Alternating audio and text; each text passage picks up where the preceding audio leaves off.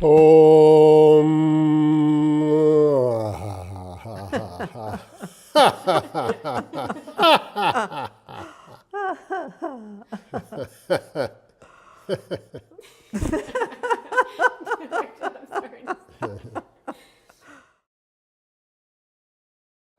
Edward Larry Gordon, Edward L. Gordon, Larry Gordon, L. Gordon, Larry Gordon, Larry G, Larry G, transformed to include reference to Ra, solar radiance, and G is a term added to a name to suggest affection, adoration.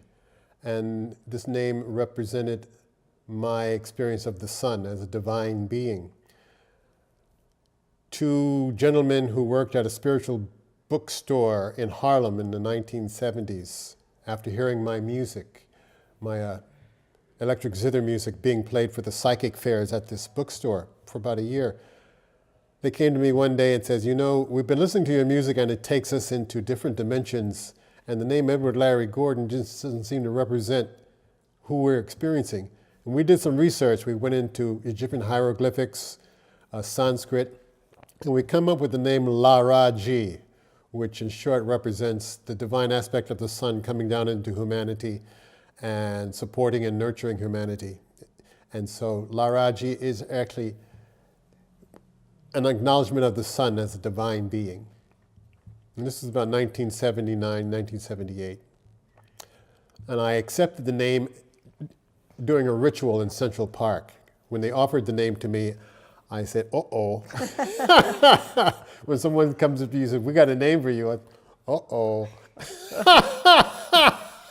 I said, okay, let's meet in Central Park and you can reveal the name to me and we'll make it a ritual. They revealed the name to me and I was impressed because the name matched what I was looking for. I was looking for a 3-syllable name that had something to do with the sun, and they knew nothing about that. And so I just made one little tweak of the name to put 3 A's instead of 2 A's, so that in uppercase the name Laraaji would have 3 triangles, and also the name numerologically would equal 7, which was a meditation number for myself. My name, Arji, is actually an anglicized version of my birth name, which is Argirula, and it's a Greek name meaning silver light. Arji also is a Sanskrit name. It means purity or innocence. And my name, since being with Laraaji the last 10 years, has taken on the addition of OceAnanda, which means the bliss of the vastness of the ocean. Laraaji's involvement with Ananda Ashram, Sri Brahmananda Saraswati's initial ashram on the East Coast in the States, is where I received that name, the OceAnanda. So that's the significance of it. And it's coincidental or synchronistic how our names blend, the Laraaji and the Arji. The brief version is we met high in the Rockies in a place called Loveland doing what kind of? Healing Sounds Intensive in about 10 years back in the now. And we were, I had started doing this conference earlier than she, and one day I had arrived ready to do the intensive, sitting in the cafeteria, the dining hall, and this woman came over to me and says, a mutual friend of ours said I should look you up and give you a hug. So she gave me a hug, and I said, yeah.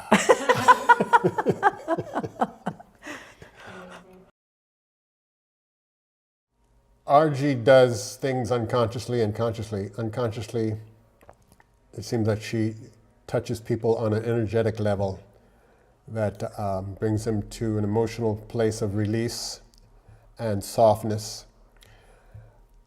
She brings a sincerity and a focus that sometimes that my playfulness, and she can stay on point.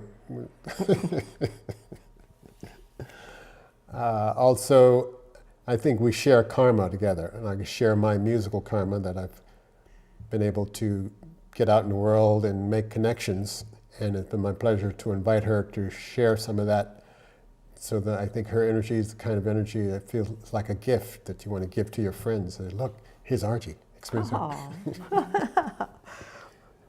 Well, it's a privilege to work with Laraaji. As he mentioned 10 years ago when we met in Colorado, he doesn't say that he was senior faculty as part of the International Sound Healing Intensive for all of its 21 years, and I came to attend. And after that first year, I was invited to be part of the staff as well.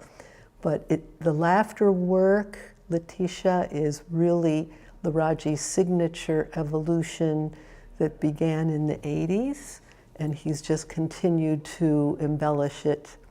And I just have the privilege of enjoying assisting, co-facilitating now at times. The music is another extraordinary aspect.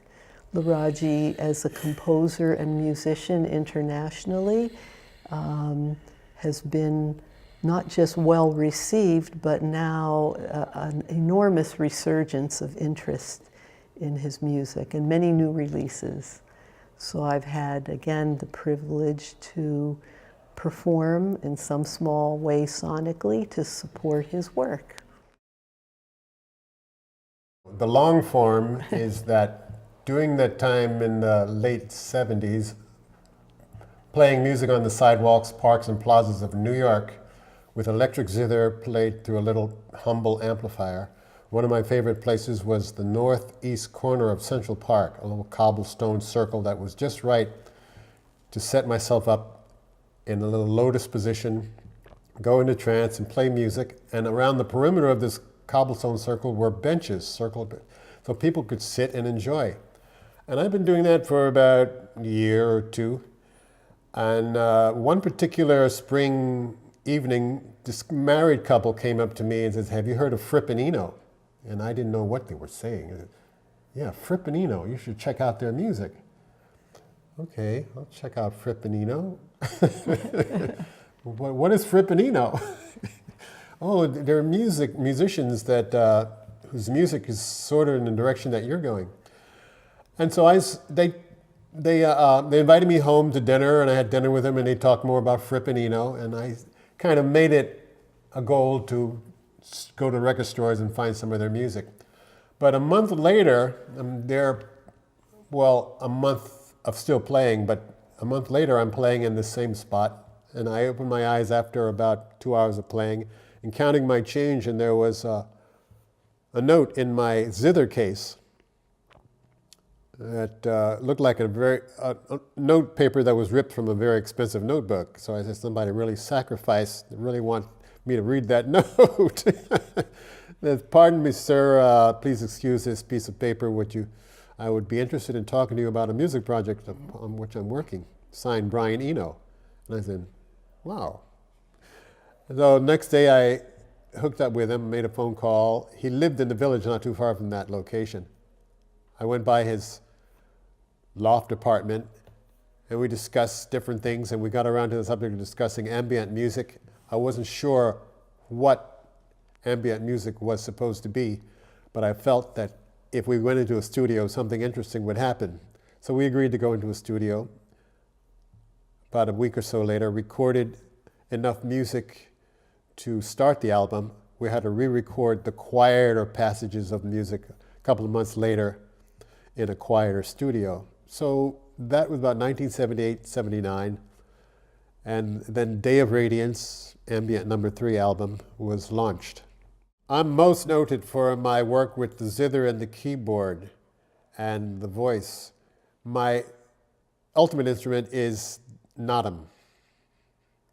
It's the cosmic sound current, and it's already playing.